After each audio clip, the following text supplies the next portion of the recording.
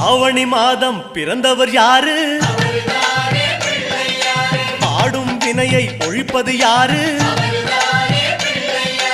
ஆதவன் வணங்கும் தெய்வம் யாரு? பூமியை தாங்கும் புண்ணியன் யாரு? அனலாசுரனை தின்றது யாரு? ஆணவம் நீக்கும் நாயகன் யாரு? முப்புரி அணிந்த மூலவன் யாரு? அவரும் வாழ்வது எங்கே கூறு?